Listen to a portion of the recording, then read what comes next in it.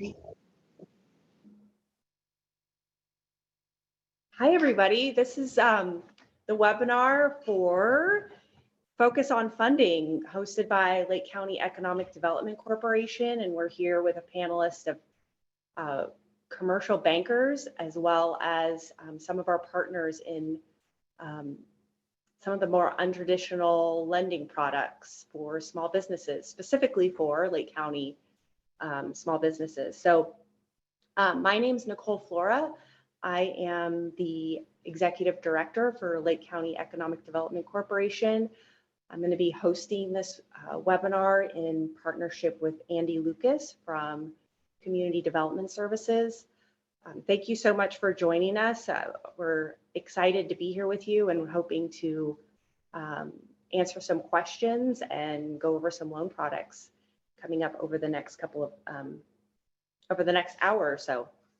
So I'm going to go ahead and share my screen.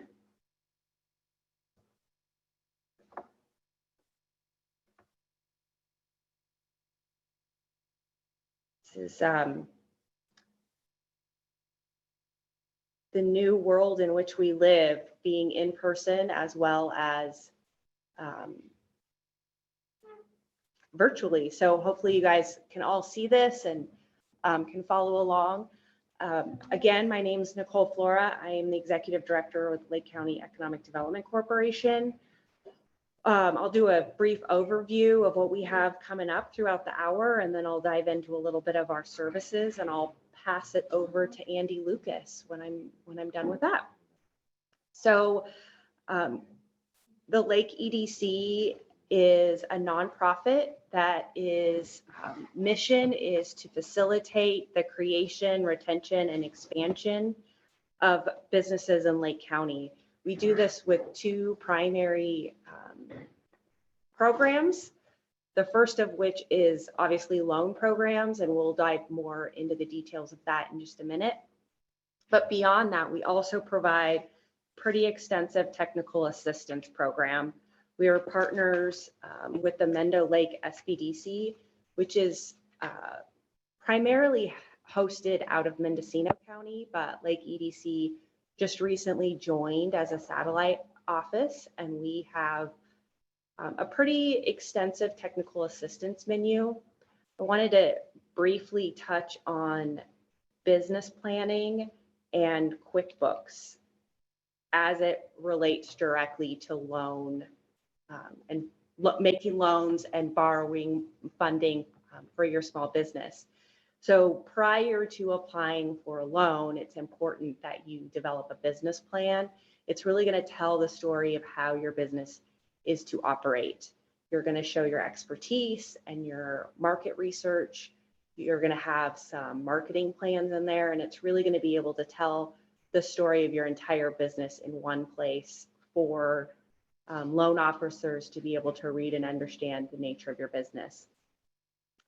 I bring up QuickBooks secondarily because over the last couple of years as technical assistance providers, we've noticed that businesses who keep their finances in a software program such as QuickBooks is able to pull documentation and make the argument for their funding 100 times easier and 100 times faster. It's just a tool that you all should have at your disposal. It does take a little bit of work to set up and create, but it pays off in the end, and you'll hear some of our bankers talk a little bit about what that means, and particularly with the granting and the loan programs that we've seen over the last couple of years. It's been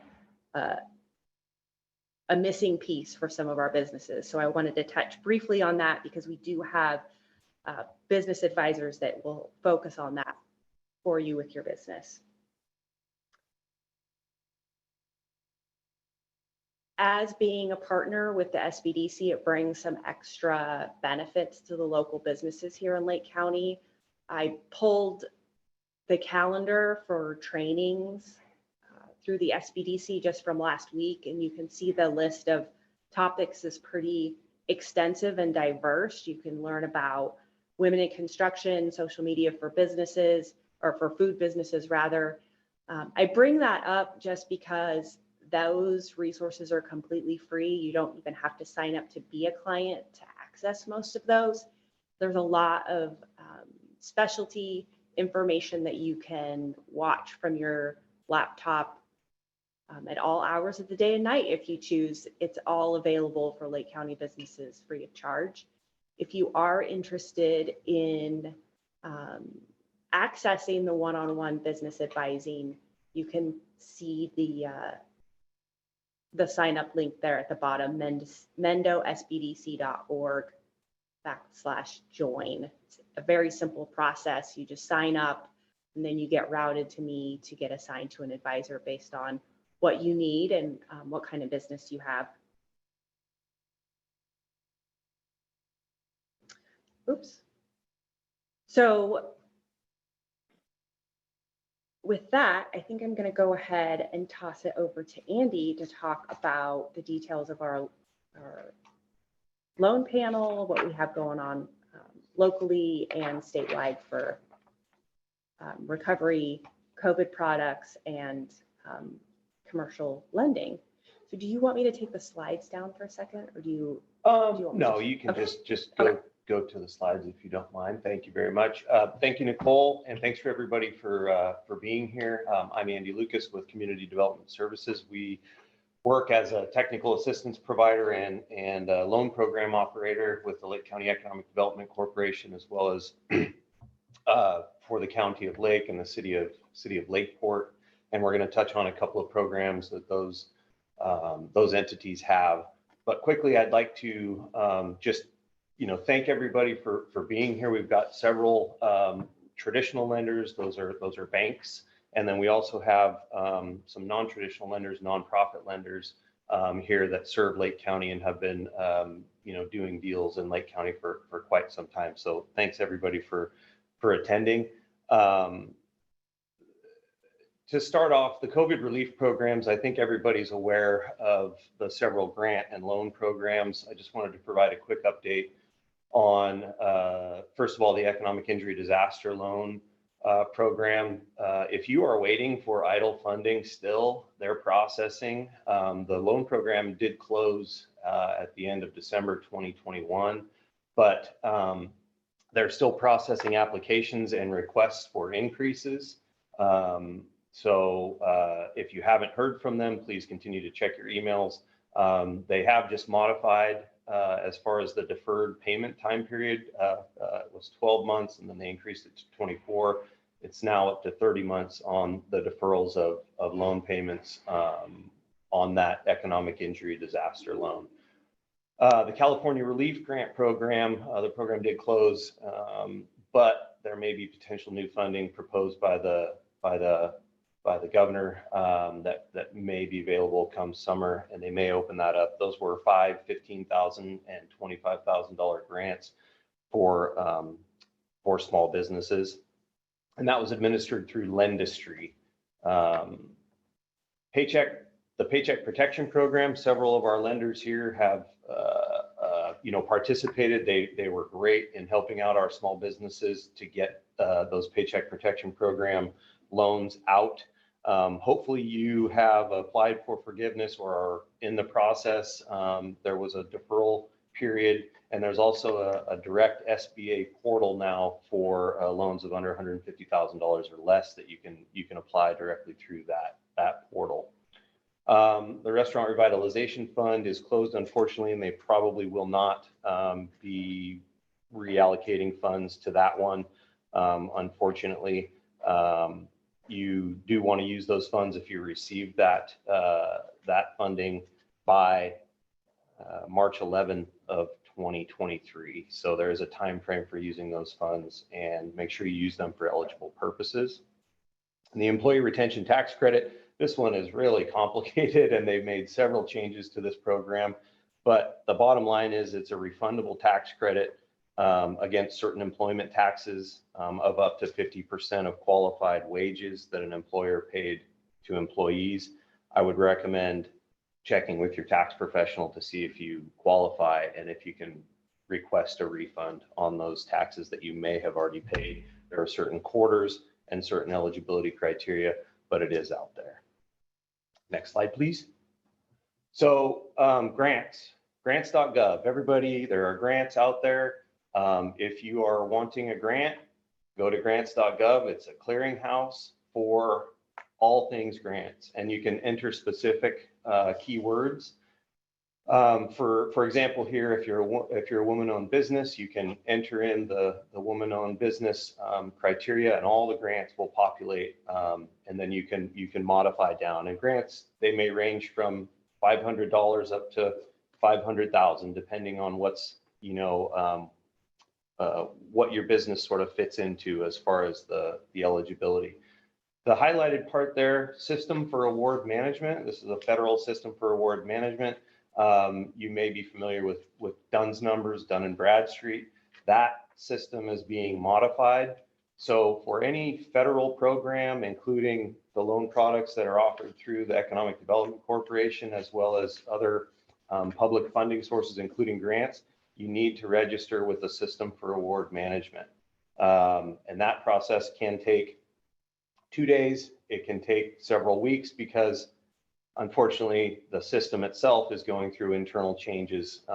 They're modifying different processes on how you register and so on. So just want to get that out there for everybody. Register with the System for Award Management if you're thinking about many of these loan programs. Traditional lenders likely don't need you to do that, but for grants and other things, you want to register with SAM.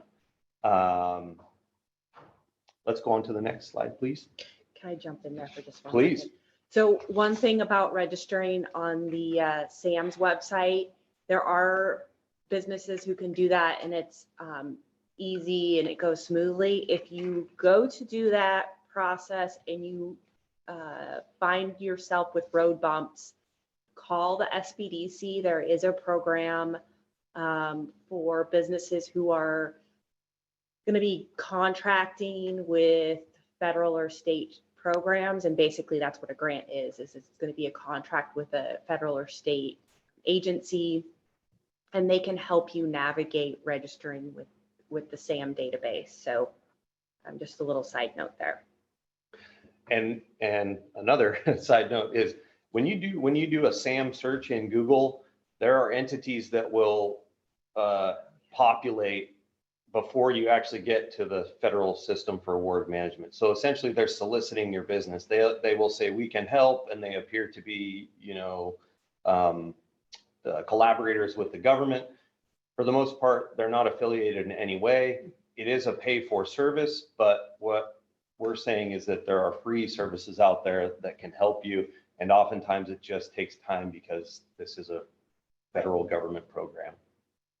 So moving on from grants, the alternatives to grants. So there are small business loans available, lines of credit, as well as crowdfunding. I'd like to recommend the small business loans through the Lake Economic Development Corporation, as well as our partners here, because we work together to be as flexible as possible. We understand that times are tough right now, but we try to work as best as we can for the cash flow of the business and to find the right rate, term, all that fun stuff. Next slide, please. Quickly, this is the County of Lake has a small business loan program where the rates are 1% to 2%. We extend the terms. This is through Community Development Block Grant funding, which is federal funding that passes through the state of California, and the County of Lake and other jurisdictions are able to apply for various projects, including economic development, which essentially translates into these small business loan programs.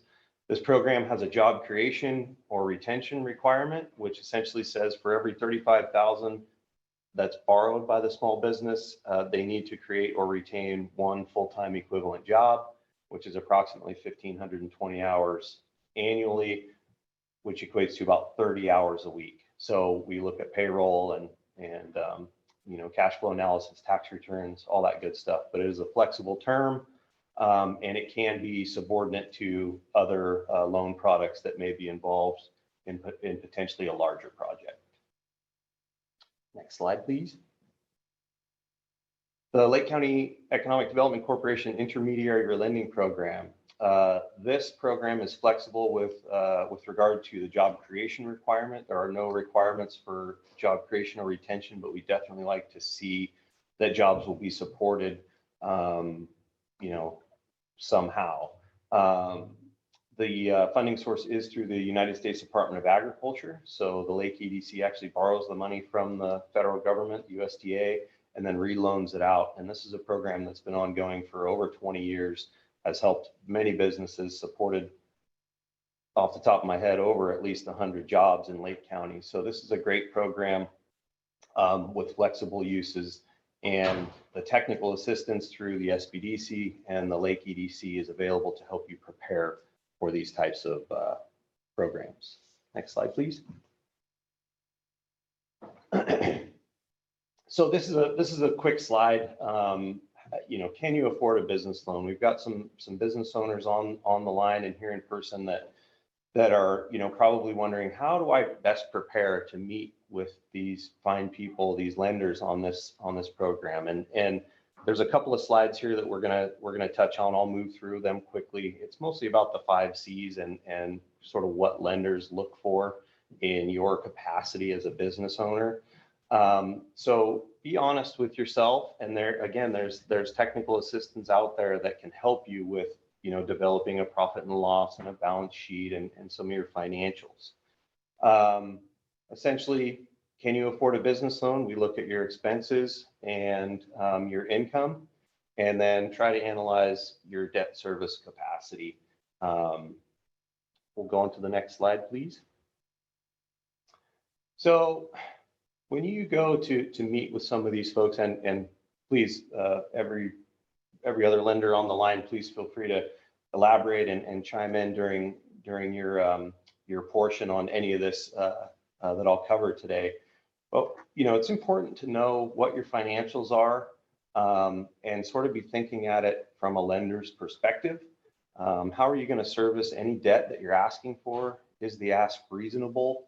And will the programs that the EDC utilizes, we try to get at the cash flow of the business as the debt service element. So the programs are for public benefit, and what we try to do is utilize the business cash flow to repay any debt that you have. So of course we'll look at collateral, but the place to start is to see if your business is cash flowing enough to service any debt that you might need. And these are the several things that you would look at as far as an existing business or a starting business. Next slide, please. This is really important to folks because we have a lot of entrepreneurs that have fantastic ideas, but you need to sort of sit down and maybe write out answers to these questions when you're thinking about financing and what your needs are, what your business needs are. How fast do you need the money? Usually the answer is right now, yesterday. And that's okay. That's for me too. I want the money yesterday too. How much? So, is it a reasonable ask? And does that amount equate to security that might be involved as far as collateral goes? Is the ask reasonable for what you're saying? A lot of times, well, not a lot of times, sometimes folks say, I'll take as much as you can give me. That's not the best answer to give. So you want to make sure that you have a reasonable ask. When and how will you pay back the loan? Usually there's a term, 5, 7, 10. In the case of the economic injury disaster loan, it was a 30-year term. So the longer terms, the easier the monthly payment, but most likely the more in interest that you'll be paying. And then, as you can see, what is your worth, the credit history, all that good stuff. And we'll get a little bit farther into that with the next slide, please. So becoming loan ready, I mentioned sort of the 5 C's. That includes, credit, character, capacity, collateral, and the conditions. So your credit score, lenders take a look at your credit score. For us, we oftentimes work with businesses that are, maybe not quite ready for a commercial loan product, perhaps through some of our partners. So we try to analyze the credit, but also look at the bigger picture of, maybe there was a medical expense that impacted the credit several years ago, and we try to work through that. The packaging of the loan, that, there's a lot that goes into the underwriting for the most part on these programs. So your knowledge of the business, your projections, and your personal financial statement, because oftentimes a personal guarantee is a condition of the loan. So we look at the finances of the individual business owner oftentimes. Next slide, please. Again, the 5 C's, character. So you as an individual, your personal reputation, are you, paying your debts? Is your character there as an individual? The capacity and cash flow, what we talked about for the business, is the business able to debt service, and what is your capacity as a business owner with regard to knowing the business, managing the business, and so on. The collateral, as I talked about, personal guarantees, will there be equipment? Will there be real property? What sort of security will there be for the loan? It should be at the very least equal to the loan amount, but we'll get into that a little bit later. And then we have the conditions. Sort of, we know that right now the world is a little bit topsy-turvy, so oftentimes we would ask for 3 years worth of projections.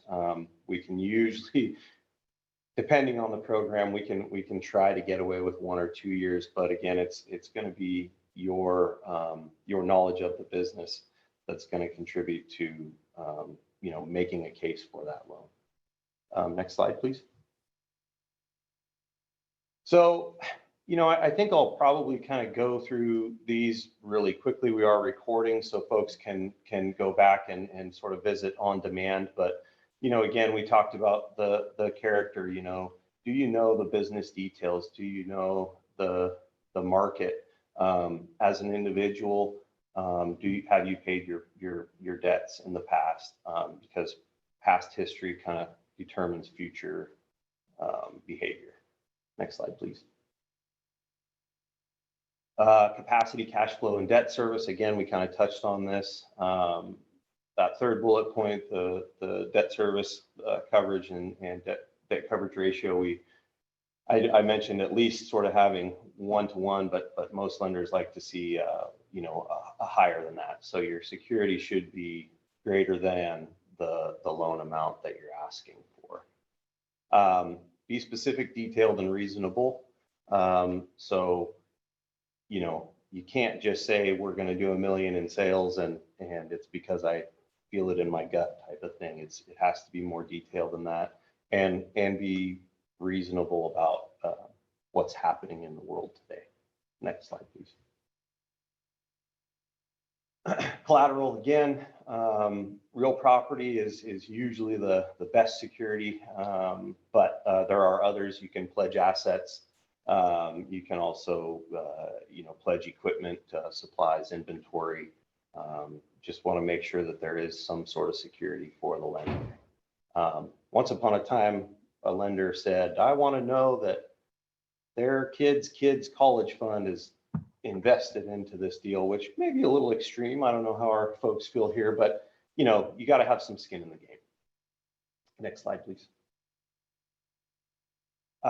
Capital, as we said, 15 to 20% cash commitment from the owner is preferable. If there's more, it essentially lowers your rate and gets you a better term as far as the loan goes. So the higher risk for the lender, the higher your interest rate, and the terms are probably going to be. Next slide, please. And then conditions, we talked about, what is the state of the overall economy? What does the local economy look like? Now, I think there's a lot of opportunity. We did see a lot of businesses close in the early days of the pandemic, but in 2021, I think there were more business starts than any other year. So I think people are seeing opportunity there, which means they're probably going to need resources. So the conditions of the market, if you can if you can answer, questions about how your business is going to deal with the conditions and sort of the volatility of things, that speaks towards, again, your capacity. So all of these sort of 5 C's go into your ability as a borrower and your ability as a business owner to repay any debt. Next slide, please. Projections, as we kind of talked about, your best guess. It's your knowledge, your industry knowledge. So you have a specific awareness of what your business is. You have a business idea, be it making pizza or making widgets or selling clothes, whatever it is. You should have your finger on the pulse of that industry, and your projections should reflect that while being fairly conservative. You can look at growth over a 1, 2, 3 year period, but we have assistance available to help you develop a projection format. Next slide, please. And that looks like the end of my time. Thank you, Nicole. That was a pretty quick rundown, but I just want to thank everybody again for being here. And I know that the other lenders here are going to provide a little bit more detail, and we'll field some questions towards the end. So with that, shall I pass it back to you, Nicole? Sure. So first up on our panel of speakers is Robert with the EDFC. Robert, do you want to go? Do you have slides you need to share? No, I didn't. I don't have slides. Sounds good. Awesome. Well, my name's Robert Gernert, and I am the lending manager and just promoted actually to executive director of the Economic Development and Financing Corporation. We're based out of Ukiah, but we service Mendocino, Lake, and Sonoma counties with our programs. And we are a 501c3 nonprofit and a certified community development financial institution, so a CDFI.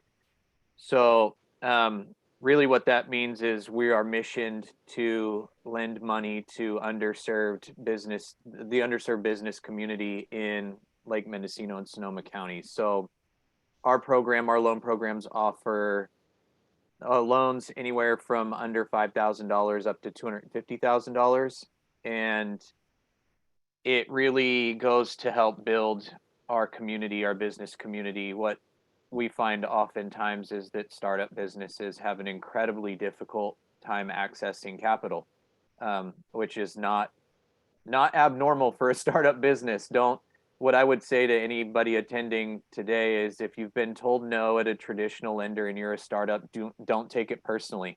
They have credit profiles and characteristics that they're looking for, and the kind of risk that they assess on a startup business is not a personal issue. It's something that is kind of standard in the traditional banking world. It's not because they don't want to help you.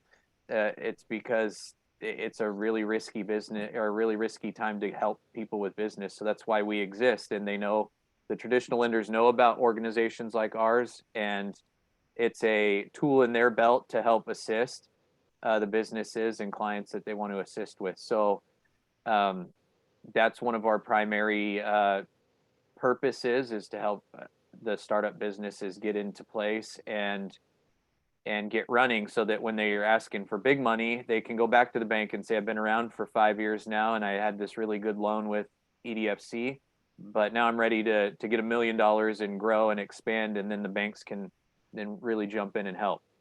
So, and we also do existing businesses, and we've done quite a few of them through the pandemic. I would say it was a really risky lending period where you didn't know what the future held, and it opened up some opportunities for us to help existing businesses and people who've had troubled credit history. We don't do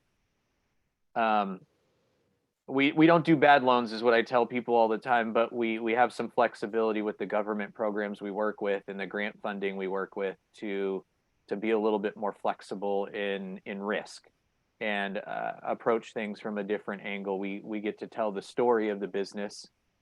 If you've had credit issues in the past that would hinder you from getting funding, we can tell the story behind why, or show the track record that you had an event and it hurt your credit, but you're starting to build back. You have some track record that shows you've made an adjustment and you're heading in the right direction. So your character, as Andy spoke to, is in a different place than it was maybe 6 months or a year ago. So there's a lot of flexibility in that arena. We do loans for equipment, inventory. We've been able to magically purchase commercial property with $250,000. I don't know how that happens in California anymore, but we've made it happen. So we will do our best to serve the business community with whatever need they have in business that is within our power. So that's kind of the short and sweet about what EDFC does, and I'm not going to take up any more time than I have already. Thanks, Robert. One thing I failed to mention, for the attendees that are watching and listening in right now, if you have questions for any of us, including our panelists, as we work through the agenda today, please enter your questions in the Q&A box, and I will kind of mediate that or facilitate that and get your questions answered along the way. So with that, thanks, Robert. We appreciate you being here. Next up is Hannah and Kelly from the Arcata Economic Development Corporation, which they're actually located in Eureka, but thanks so much for joining us. Well, still my talking points. Thanks, Nicole. Andy, I'm just going to share my screen really quickly here because I do have a couple of slides. Let me know if you can see my slides. We can. All right, awesome. Well, hello, everyone. Good afternoon. I'm Hannah Joy, representing the Arcata Economic Development Corporation Small Business Lending Center as their new business development and loan officer. Wow, that is such a mouthful. I am excited to be here today. I'm really new to AEDC, so I think this is their hazing ritual, their initiation to make me do a presentation so soon. So tell them I did a good job. Maybe they'll let me stay. Just kidding. All right, let's see if my slides will work. And there we go. Okay, so what is an EDC? An EDC, or Economic Development Corporation, is a 501c3 nonprofit whose mission is to promote economic development within a specific area. Our specific area does cover Lake County, and we also cover Humboldt, Del Norte, Trinity, Siskiyou, and Mendocino. So just to clear up this little bit of confusion, as Nicole mentioned, AEDC was created in 1978 in Arcata by business and community leaders there to help that city's economy through assistance to local businesses and homeowners. So don't be confused by the name. Although our name does have Arcata in it, we are actually now located in Eureka, and we do serve those 6 counties mentioned in the last slide. Our mission is we provide loans and support to entrepreneurial, innovative business and community endeavors. This is super vague, very general, and it does allow us to be very flexible and adaptive to a lot of different kinds of opportunities. We do cover a lot of ground, and as you'll see, we're involved in a wide variety of projects. What do we do? AEDC spurs economic development through job creation of new businesses, and retention or expansion of existing businesses. How do we do this? We do this by providing commercial loans to businesses who might not be eligible to get funding through traditional sources. There's a lot of different reasons a business might not be able to secure a loan from a traditional lender. For example, if the loan repayment is based purely on projections, if there's not quite enough collateral, or if there's something in the credit history that doesn't quite make a lender feel warm and cozy. We do also work with bankable clients through the SBA 504 loan in partnership with a lender. And we work with community organizations on larger projects that require some collaboration. Pretty much we play well with others. What do we fund? What types of projects do we fund? And a few examples I'll have. So we have loan funds available from a wide variety of sources, which means our loan officers, which is myself and Kelly, she's on the line here. We have the flexibility to work with a variety of options to meet borrowing needs, business startups, business expansions. We can make commercial loans that can finance up to 90% of the overall project cost on business acquisition and expansion loans. These loans can be made for a variety of purposes: acquisition, inventory, equipment, working capital, and commercial real estate. Okay, SBA microloans. These go as low as $5,000 and up to $50,000. This is for startup costs, expansion, inventory, equipment, and leasehold improvements. And bonus here, these are available in our 6 counties plus Shasta. I lost my little arrow. There it is.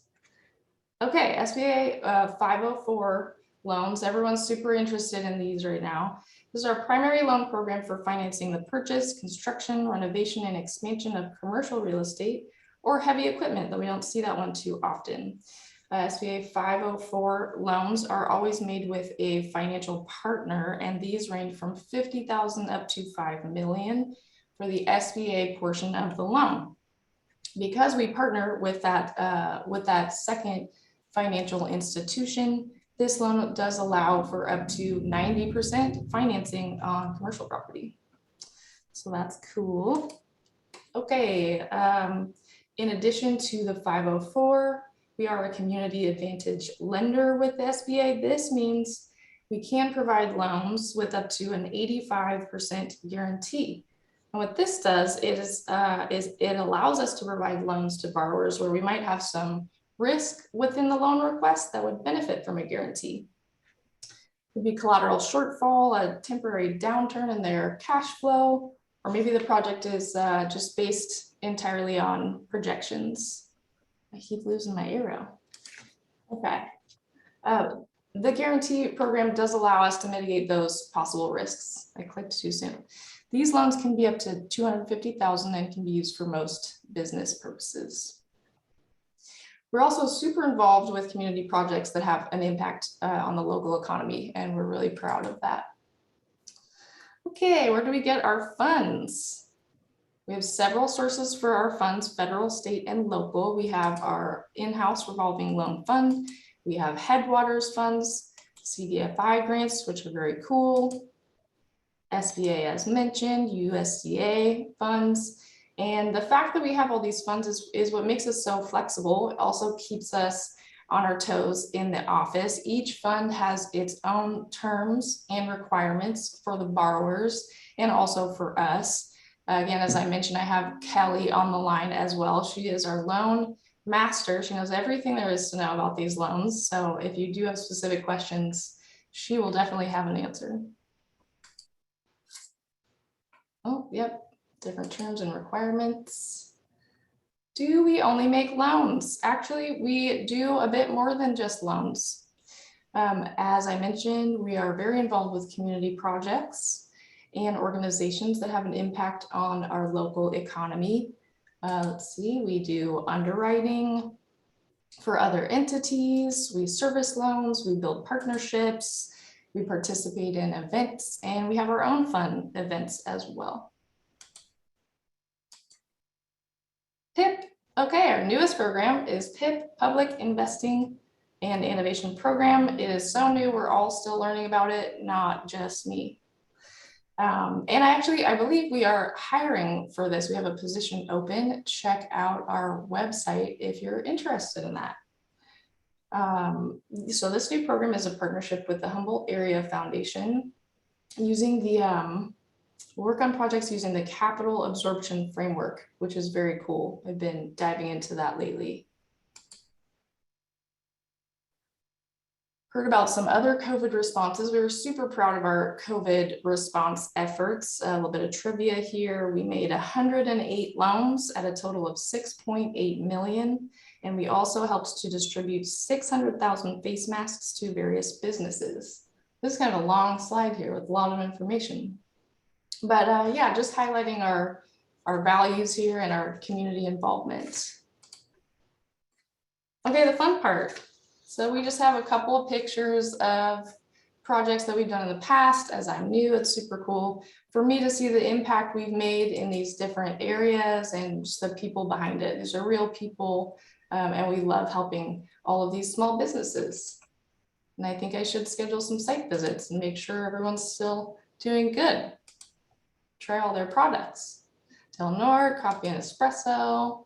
Some larger projects here, the Carson Block buildings, Sequoia Park Zoo, the fire department. Okay, cool. That about wraps it up for me. And just a little bit about our process here. We have a super friendly staff, if I do say so myself. We totally welcome drop-ins or phone calls at our office in Eureka.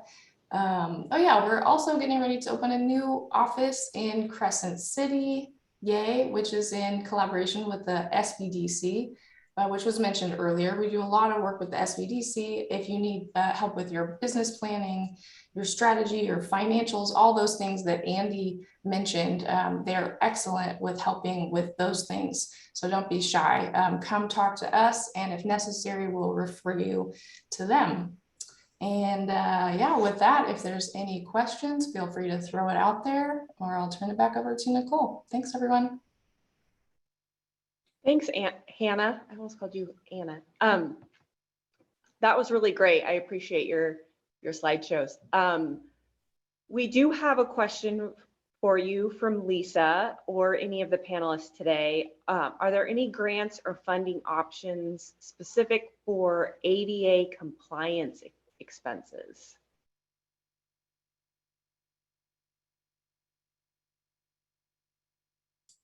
Anyone, feel free to jump in on that. It's a really good question. Ellie. If it's specific to grants, I would say grants.gov and then enter in the keywords. There may be grants out there. That's the best place to start. A lot of the things that we deal in, are loans, but there could be, Lisa, grants out there specific for that purpose. I mean, I'll just leave it at that unless anybody has anything to add.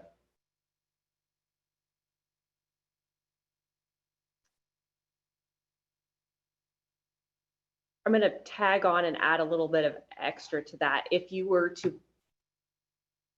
I think Lisa's question was specific to an existing business, but would that be an allowable expense if you were to buy a business and you were already borrowing to start up or expand a business? Is that an allowable cost to be financed in general? This is Chris with Tri-Counties. I'd say that, in the overall scheme of the acquisition of a business, we want to take a look at the dollar amounts that we're talking about. And if you're saying, 15 to 20,000 in cash needed to provide improvements for ADA access, that's probably something that we would consider, primarily looking at it from the perspective of helping the ongoing operations of the business. So, I mean, it's all situational in terms of whether that's available or not. But I think the short answer is yes. Thanks, Chris. So next up on our panel is Stephanie Ashworth from the Bank of the West. And introduce yourself. Okay, yeah. I'm Stephanie Ashworth. I'm the branch manager in Clear Lake at Bank of the West. Hi, Chris. I used to work with Chris not too long ago. I'm also serving as the Lake County Economic Development President of the board. So I get the pleasure of working closely with Nicole and Andy at CDS.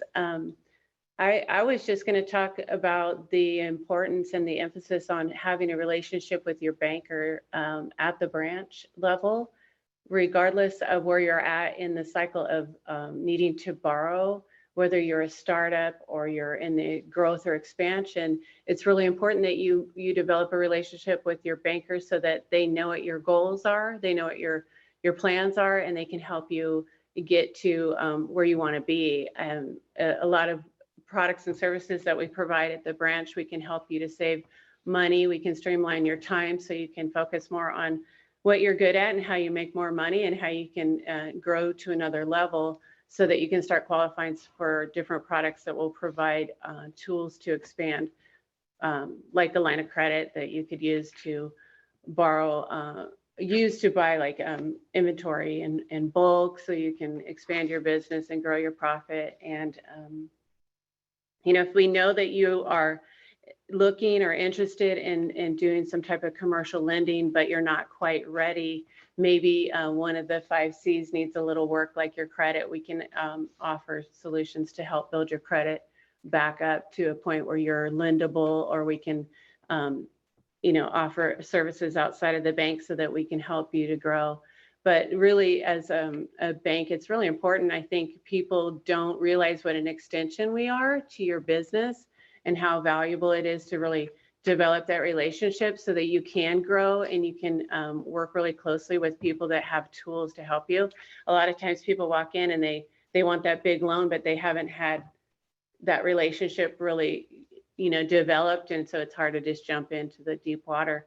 We do, at the bank, we're a preferred SBA lender. So we do also, we do commercial lending, we do practice finance for medical, dental, accountants, but we also can start with just a small business and help you get established with a line of credit and a business credit card and grow your business from there, which I've seen a lot of success in that. Sometimes people just need a starting point to grow their business, and as they do, their revenue starts growing and they start bringing in financials, and pretty soon we're doing a commercial loan on a building. So it's great that's what I wanted to emphasize today, getting to know your banker, making sure they know your needs, and letting us help you as a business grow and be successful. Really, that's our goal. So that's pretty much all I have to say. Thanks, Stephanie. So we do have a question for you. Oh. What does a relationship with your banker look like? Is that just saying hi on your way in and out of the branch, or are most bankers open to the idea of a meeting to talk about projects? And do bankers want to talk about projects before you actually need the money? So some of the institutions have specific banker roles that are business banker, and that's my background. At Bank of the West, I would recommend you come talk to the manager and really sit down and uncover what it is that you do, what your goals are, and definitely, get in there and start talking about what your needs are for the future. I love talking to business owners. It's what I enjoy the most about my job. So I usually ask deeper questions. I like to peel back the onion and find out what really makes you tick, what keeps you up at night, where your passion is, where your needs are, how you can grow. And so, take the time, make an appointment, sit down with whoever you feel like most comfortable with, or who has the most expertise in the branch, and go over your needs and see how they can help you, because we can provide a lot of services, payroll, we can review merchant, any way we can help you save money and streamline your task and make you more efficient, so that all you are is out there focusing on making more money or growing your business, or marketing, or whatever you do well. Lean on us, utilize us, have it be an extension of who you are as a business. It's really important. Have a great CPA, have a smart business banker, and have a great attorney. That's my recommendation. So I would never recommend that you leave any of the banks that are here as panelists, but I would say that if I feel like all these panelists are here because they want to invest in businesses like yours or be a community good partner with you. If you get a response from a branch that isn't collaborative and isn't looking for that relationship, I would seek out one of the people that are on this call or one of the banks that are represented here, because I feel like the fact that they're on the call donating some of their workday when they could be productive to talk to us is a good sign that they're looking to build relationships with businesses in our communities. So from there, I am going to introduce David Thurber, and I think Chris is also on the line with Tri-Counties Bank. Thanks so much. I'm going to let Chris go ahead and introduce himself a little first, as he's a little more time constrained than I am. Talk a little bit about programs specifically that he has available, maybe outside of what I can do here at the branch level, and then I'll kind of follow that up. So, Chris, go ahead. Thanks, David.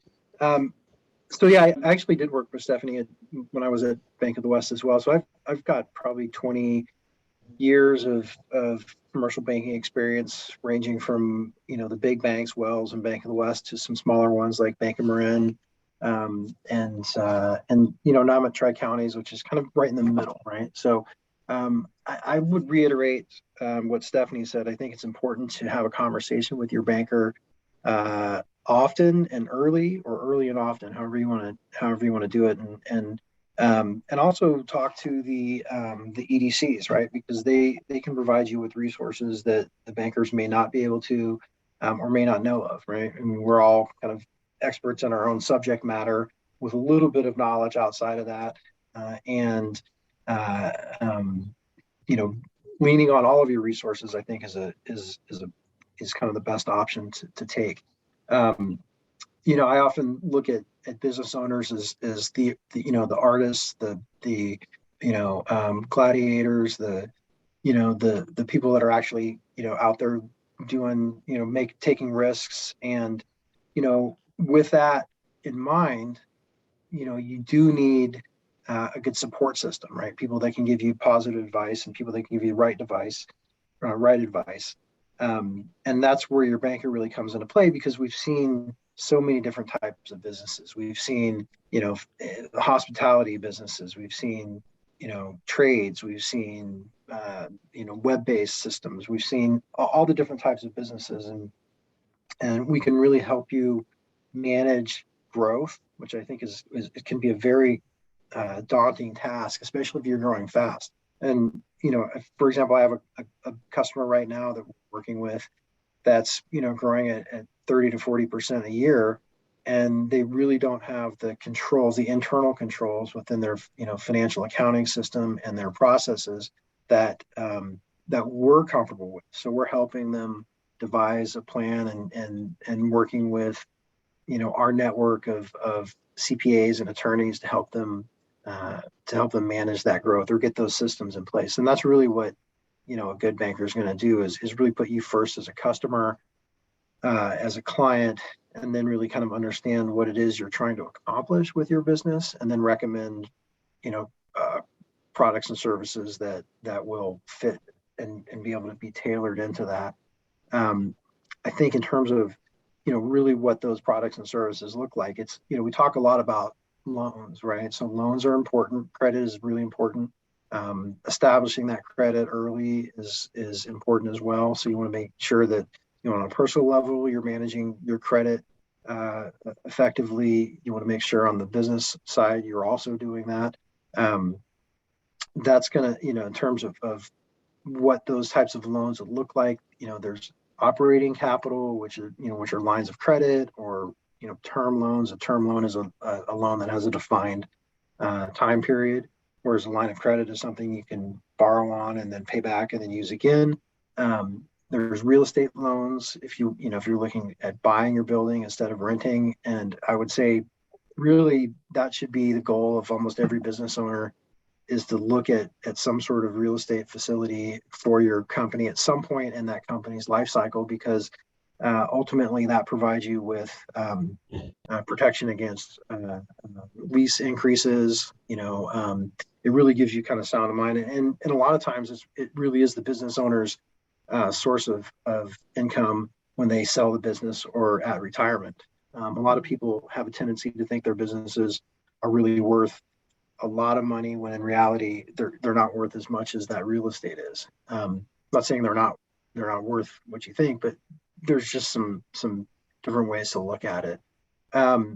So again, lines of credit, term loans, equipment financing.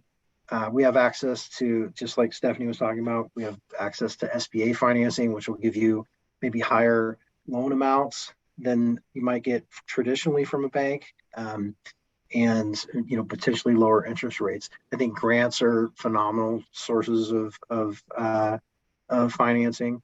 I think at the end of the day, it's just if the bank you're working with right now, you should go in and sit down and have a conversation with them and tell them what your plans are and ask them, how to accomplish those goals. And they'll sit down and they'll work with you on it. And I think that's the thing, is have an open, transparent conversation with your bank and your banker.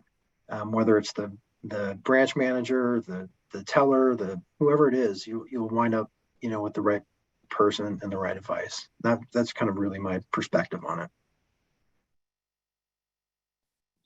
Hey, Chris, thanks so much. I appreciate it. Thanks for your time today. I know you had a compact schedule, so I appreciate you jumping in. Just to piggyback on Chris and a little bit of Stephanie, as a company, we just turned 47 this year. So we're almost at that half-century mark. But I think that 47 is important because we were founded in the middle of a similar economic challenge in the middle of the gas crisis in the 70s in Chico. And we were founded by local business people who felt they couldn't get the services and products and tools that they needed in that time of crisis. And that's, from very humble beginnings in a single wide trailer in Chico is where we started. And we've carried that through to today. Our lending ranges everything from agriculture to commercial real estate buildings and apartment developments and pretty much everything in between. And we have that flexibility. But it all really comes back to what Stephanie was talking about, and that's the relationship, and that's really how we're centric focused as a company.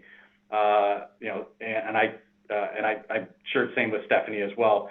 We focus on that relationship, getting to know you, understanding what your needs, where you want to go, and then how we can help you get there. And I'll just close with this. The biggest challenge most businesses have when it comes to a lending perspective is they've left working for the corporation in order to, one, work for themselves, but also to mitigate taxes. That we see more often than not is there are perfectly, amazingly wonderful ways to write down expenses and so on and so forth on tax returns. From a lending perspective, we want to see income. And that's that really hard conversation to have both internally, but also maybe with your tax professionals is, I want to grow and expand. I need to show income, but I also want to mitigate my tax liability piece. So as a business owner, I would encourage you to, be honest, like Andy said previous, look at it as a whole, but also then go, okay, realistically, in order to get there, I need to show income and cash flow because there's just certain rules that we all end up playing by. So just as a cautionary tale, from a positive perspective, don't be afraid to show that income and from that fashion. So thank you so much for your time. We do appreciate being here. Thanks, David. And I think that point really speaks to the idea of that relationship with your banker prior to needing to do the project, right? So if you're thinking about a project 2 years down the road, having those conversations and understanding what you're going to need to do to access that capital in 2 years, it can create a path for you to prepare and have those conversations early with your tax advisor and with your banker. So I think there's some really good points here. Next up on our agenda is Jonathan Park with Redwood Credit Union. Thanks, Jonathan. He's here in person as well. Thanks. Thank you very much for having me here.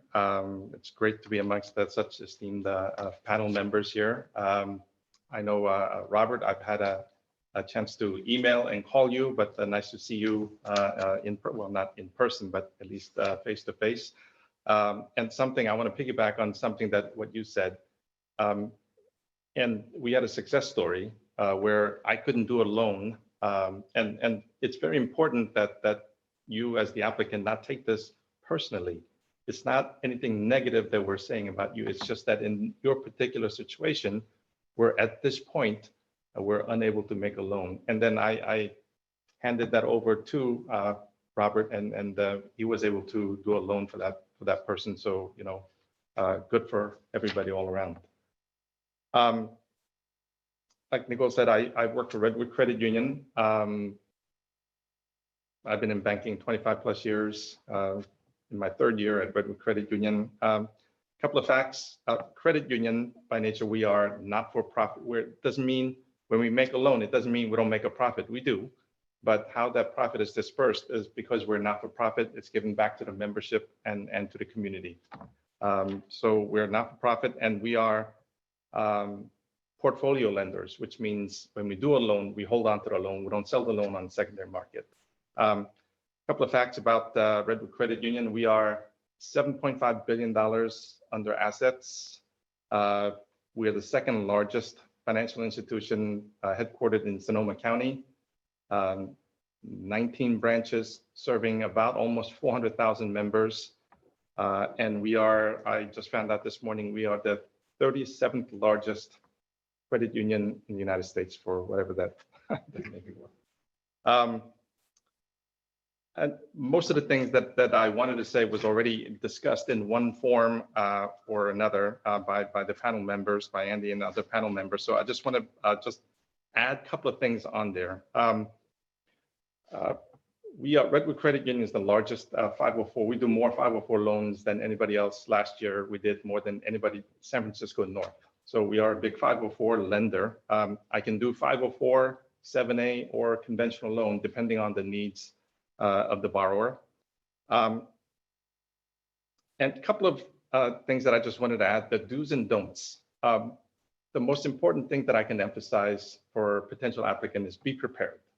Be prepared, which means have your 3 years of tax return, not just the front page. I often get, when I ask for tax return, I just get the front page. You know, your full tax returns, including all schedules, including K1s, everything, have it ready on PDF. And I emphasize PDF because sometimes I get applicants that take pictures of every page of that tax returns. Takes some work for me to do. So have everything on PDF, be prepared, and know what your balance sheet looks like. You know, take a look at what a P&L looks like, what a balance sheet looks like, and have one ready, updated, and again, all PDF ready to go. And people often, applicants always say, well, you're taking too long, you're taking too long. Yes, sometimes it does take long, but the more you prepare, the quickly that I can get through your file. So I can't emphasize enough being prepared. Business plan. Be realistic, be pessimistic. Like Andy mentioned, it's great that if you think you're going to do $1 million worth of business on your startup, that's fantastic. But be realistic. Like on my driver's license, I'm an inch taller and 10 pounds lighter, right? So that's not. Be realistic about how you think you're going to do this. Be on your projections. Have good narrative. So if you're going into the ice cream business, I or any one of my underwriters, as far as I know, they haven't been in the ice cream business. So you need to convince us how you're going to do well and profit and make money. So I don't need a 1,000-page, you know, War and Peace novel, but I do need some good narratives around how you come up with those numbers, why you're projecting this number, and be realistic.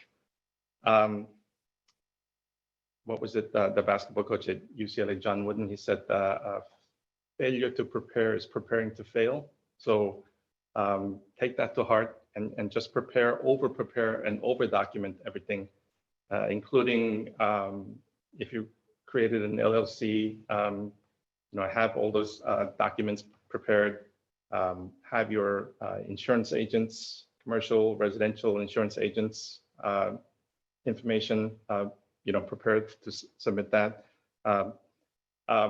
One thing that David said that really I just want to reemphasize.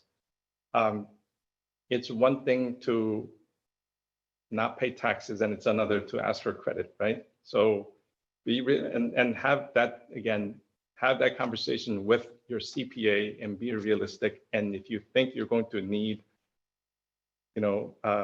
credit, you need to have some revenue, you need to have some income. It can't be, well, in reality, I make more money than that. That's nice, but that doesn't fly over with my underwriters. So, have that conversation with the CPA. It may not be the easiest conversation, but it's definitely a conversation that you need to have. And the grants, look into, grants. It's how many people give you free money, right? Look into grants, do your research. It's a great part of the capital that, you can get no payback to start your business. So do your research, be prepared, look at all the grants that are available, and use that as part of your business plan. And that's about all I had. Great, thank you. Couple of quick notes. We really like grants, and as a nonprofit, we accept grant money a lot. One word of advice about grants is it's not always going to be lacking in strings attached. So oftentimes you're going to get, you could be granted funds, but you're going to have to give them something back, some sort of a report or proof on what it is that you spent the money on. So we're kind of coming out of a season where small businesses had access to grants much more readily and with fewer strings. And what you're going to start to see is those strings are going to start being attached again. And the funding there, while it might be available, it will start to dwindle and competition will get fiercer. So just a couple of things on that. The other thing I wanted to bring up is really kind of connecting back to the idea of your business plan and the fact that the Small Business Development Center and the EDC are here to help you walk through that process, whether you're a startup or you're an existing business. It should be a living document. Each time you make a change in your business plan, the way in which you're dealing with the world, the way you're marketing, the way that you're selling things, your products are changing. Your business plan needs to develop over time, and there should be, an annual update to that document, because if you started your business 5 or 10 years ago, pulling that off the shelf and sending it to your banker today isn't really going to cut it anymore. You're going to have to update it to reflect the current market, and your current services and philosophy. So with that, did you? Yeah, I was just going to say that by now most businesses probably, kind of to piggyback on everything that was said, you probably should have a folder going now with your latest 3 years tax returns, your most recent financials, be they quarterly, monthly, so you should have kind of a packet going, your personal financial statement. And of course, these things will evolve, but trying to keep that updated, because that's essentially your go-to for any funding source. That's, all the people kind of mention the same thing: tax returns, financials, projections. And this is the stuff that the SBDCs can help with, that the EDCs can help with through no-cost technical assistance. So, you as a business owner should keep that folder, ready to go for any of these funding sources and have it be a quick reference. I received a question, and I don't know if we have time. Yep. Oh, go ahead, Chris. Yeah, I would just like to tag on to what you were saying as part of the relationship question earlier. Go in and talk to your banker and ask him for a commercial loan needs list, and put that on the outside of your folder. And that's a great point that you've made. As far as having to keep that information updated, Same thing with Jonathan, that's, all the business formation documents, all of those things, which will all be part of that checklist, you can just keep in that folder, and then you're, update it every quarter, every year, like you said. But I think that's a great point. Thanks, Chris. And I was just going to say, I have a question, but I want to maybe turn it over to you, ma'am. I know we didn't get a chance, but if you have any questions for the panelists as a business owner, because I have a question just kind of specific to lenders. Line of credit, I don't know anything about it, let's pretend. How does it work? How does it work? If I was a business owner and came in, do I just fill out a one-page application and provide it to my lender, or just kind of as an alternative to maybe a term loan type of thing? I think as a rule of thumb. Okay, go ahead, Dave. So one of the biggest challenges, and that's a great question, is because is really, as a lender, focusing in on making sure we get the right tool and product for what's being accomplished. So the line of credit needs to be, for example, we renew ours on an annual basis. So we're reviewing that line of credit on an annual basis. Line of credit should be used for something that's used and paid back consistently. So for example, I'm buying inventory. I might get a better price for paying it in full, on the terms with my vendor. So I'm using that line of credit because I haven't sold the items, but I get a discount for paying it up front rather than carrying out the terms. But I'm turning around and I'm paying off that borrow within, 30 to 45 days. A line of credit is not something for down payment on the purchase of your commercial real estate. It's not for purchasing a business vehicle. Maybe in the very short term, for that, but again, it's making sure we get the right product and right tool to assign that correct debt obligation. So the best way to think of a line of credit is just that. It's very short-term financing to meet that current need. Payroll is another great, aspect that people will use that line of credit for. Though I need to make payroll on Friday. I'm a contractor, and I'm waiting for that next, allocation on that build of that project for those funds to meet my payroll, but I have to meet the payroll obligation. So it's a short-term payroll financial obligation, then it's repaid as soon as it's used. So that would be my commentary on a line of credit. David, oh, go ahead. I was just going to ask about interest rates and compared to term loans. Yeah. I mean, I would add on to that. The first question that I would ask is, what do you want to use the money for? Because then that will segue into what David was talking about, is whether it's a short-term use, which we consider 12 months or less, or if it's a longer-term use. And then the way a line of credit works in general is that you borrow on it and then you pay it back. And as you're borrowing on it, it's an interest-only payment. So you're only paying interest on the balance that you've used. And then you pay it back as soon as you receive the payment or funds that you can use to pay it back. So for example, if you have an accounts receivable, right? So you would use your money to pay your vendors, and then when your client pays you, you would take that money and pay back the line of credit, and anything left over is your profit. That's a kind of general high level of it. And, or if you were buying inventory, same thing that David mentioned. So the line of credit is really for things that you're buying that within really kind of the next 30 to 60 days, you'd be able to receive payment for, and then pay that line down, maybe 90 days, right? Depends on what your terms are. As far as interest rates go, most lines of credit are based on the prime rate. I mean, there's some other rates out there, some other indexes, which, it's like prime, LIBOR is going away, but, there are some different indexes. But for the most part, lines of credit are based on the prime rate. And then there's an interest rate, what we call a spread. So the spread is the difference between what the index is. So let's just say it's 2% on maybe the index is 2% and the spread is 1%, then your interest rate would be 3%. Maybe a better example would be today's prime rate is 3.5%. So if we said prime plus 1, that means prime is 3.5%, 1% on top of that is 4.5%, and that would be what your line of credit would be.